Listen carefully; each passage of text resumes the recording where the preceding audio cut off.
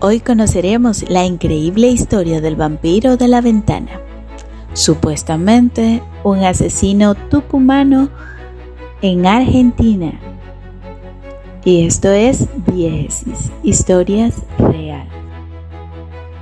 Decenas de crónicas periodísticas señalan a Florencio Roque Fernández como el mayor asesino en serie de Argentina, quien tenía una fama construida por matar a sus víctimas a mordiscones en el cuello. El hombre realmente existió, pero su historia verdadera es muy diferente. Este es un artículo por Eduardo Anguita y Daniel Cecchini en Infobae. Si existiera un ranking basado en las publicaciones que existen sobre los asesinos seriales que sembraron muerte en la Argentina, Florencio Roque Fernández ocuparía el primer lugar por encima de otros muchos más famosos como Carlos Eduardo Robledo, Cayetano Santo Godino, el loco del martillo o la envenenadora del Montserrat, María de las Mercedes Bernadita Boya, entre otros asesinos.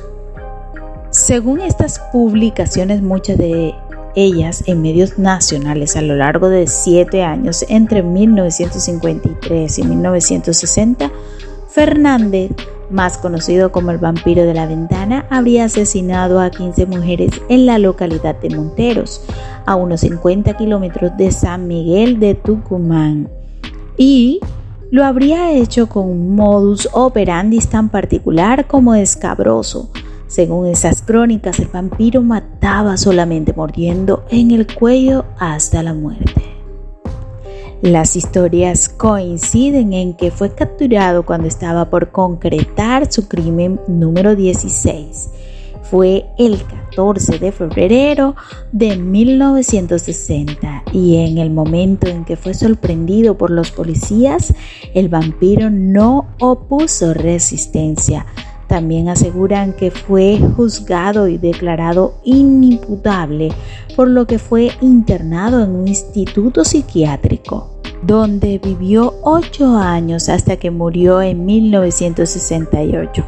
Florencio Roque Fernández nació en 1935 en un barrio pobre de las afueras de la localidad tucumana de Monteros. Las crónicas dan cuenta que de chico ya presentaba desórdenes de comportamiento y problemas mentales, aunque también aseguran que parecía inofensivo. En ese pueblo también quedó constancia de que los vecinos lo señalaban como un ladronzuelo de poca monta, quien en la adolescencia acompañaba a sus hermanos en incursiones a casas donde, aprovechando las ausencias de sus habitantes, se apropiaban de lo ajeno. En una de esas crónicas publicada hace menos de 2 años en La Nación se resume así su infancia. Dice que de niño Fernández fue diagnosticado con una psicopatía que nunca fue tratada y que con el correr de los años se transformó en una severa esquizofrenia. Abandonado por su familia y obligado a vivir solo en la calle, mendigó, rapiñó y durmió a las intemperies, padeciendo el hostigamiento de quienes lo veían como un loquito suelto. Florencio Fernández no leía, por lo que resultaba imposible que haya leído Drácula, la novela de Bram Stoker. Pero cuando podía juntar unas monedas, relatan las crónicas, iba al cine del pueblo. Quizás su vida dio un vuelco a los 17 años cuando vio Drácula, la película dirigida por Tom Browning y protagonizada por Bela Lugosi, y tanto le habría impactado la historia del conde de Transilvania que se propuso trasladar la historia de los montes Carpastos a la precordillera tucumana, más concretamente a su Montero natal.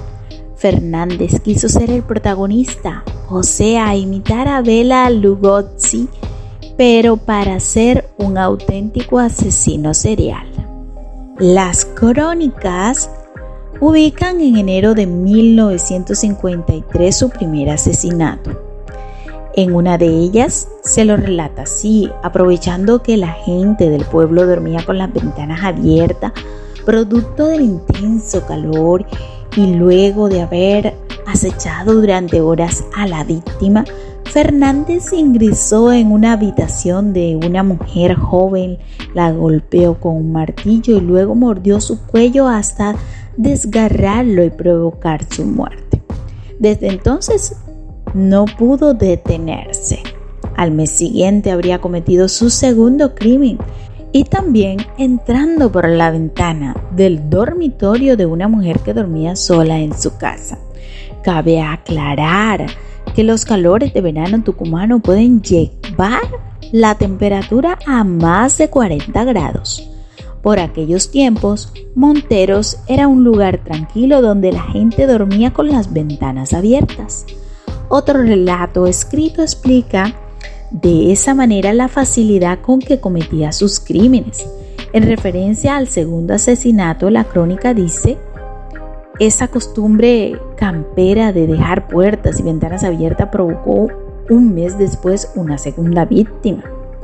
Algo que sorprendió a la policía fue encontrar en la escena del crimen un martillo y un palo de escoba partido, pese a que la mujer había muerto por la partición de su tráquea o mordiscos. Resulta llamativo que luego de los asesinatos tan truculentos, en Monteros las mujeres que vivían solas siguieran durmiendo con las ventanas abiertas, a tal punto que los hábitos no cambiaron en un pueblo tan pequeño que en los 6 años posteriores Fernández, alineado en la figura del conde Drácula, no habría parado y se adjudicaron otros 13 crímenes, todos con la misma modalidad: a mordiscones, aprovechando siempre las ventanas abiertas para entrar en las casas. Mientras las mujeres dormían, comenzaba a golpearlas hasta dejarlas inertes, relata una de ellas, publicada en un diario de Buenos Aires hace apenas un par de años. Luego les mordía el cuello hasta provocarles desgarros e incluso destrozarles la tráquea y la carótida. Así las dejaba desangrarse hasta la muerte. Se sospechaba que incluso llevaba adelante el acto teatral que le había visto hacer al personaje de Bela Lugosi. Bebía la sangre de las víctimas.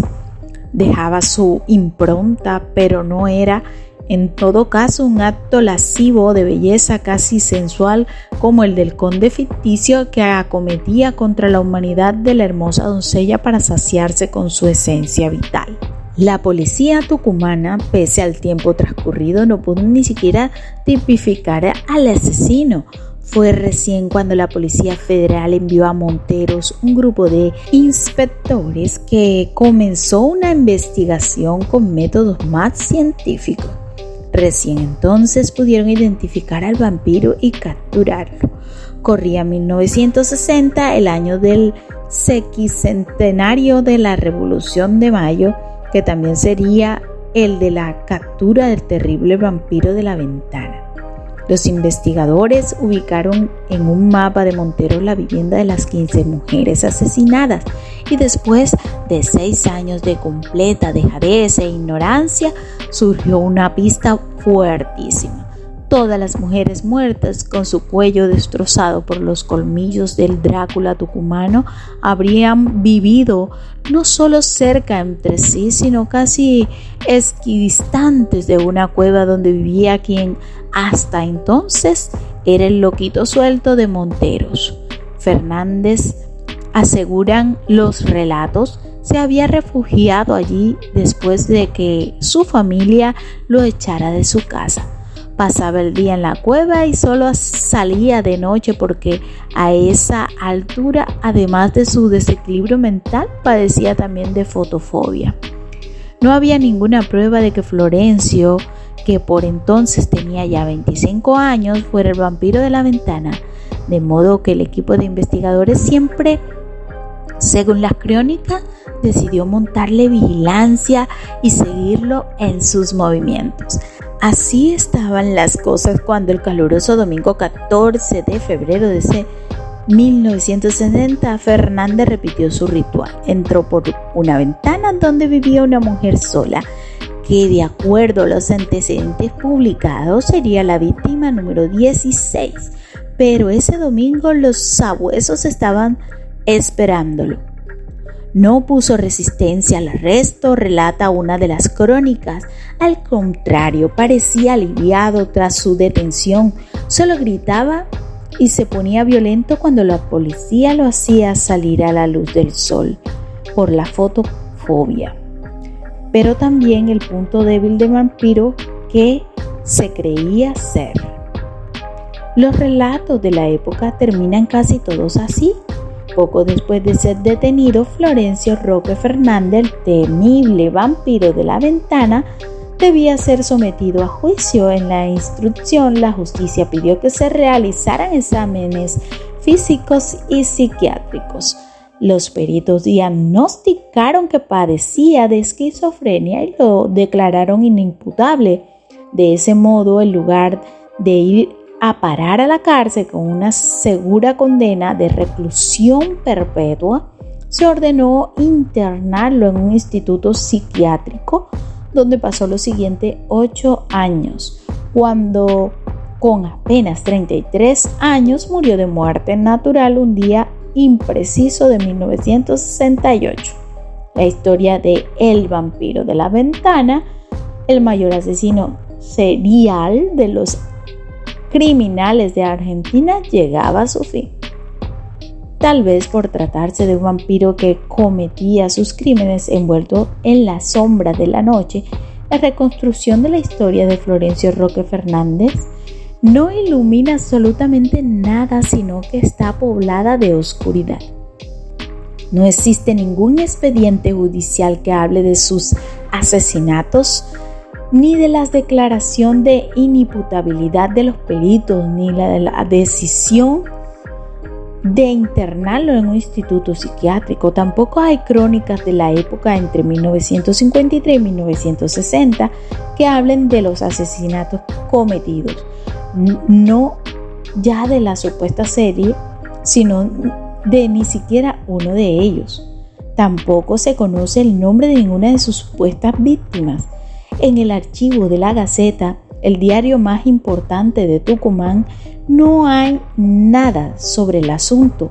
No hay información sobre los crímenes, ni sobre la llegada de un equipo de la Policía Federal a Monteros, lo que hubiera sido noticia relevante, ni sobre la captura de Florencio Roque Fernández.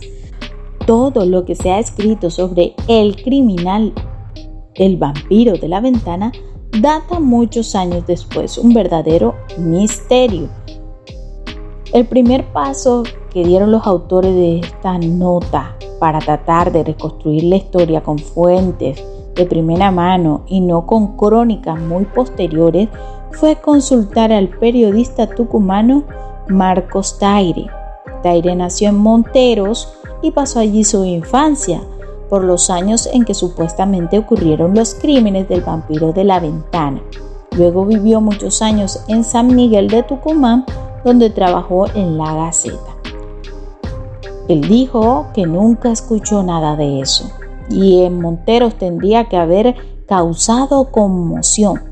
Si pasó algo así, es imposible que él no se hubiera dado cuenta o haber escuchado algo sobre el caso. El único caso que recuerda de aquel tiempo fue el de un tipo de apellido Ibáñez, un ladrón al que la policía mató en un cañaveral.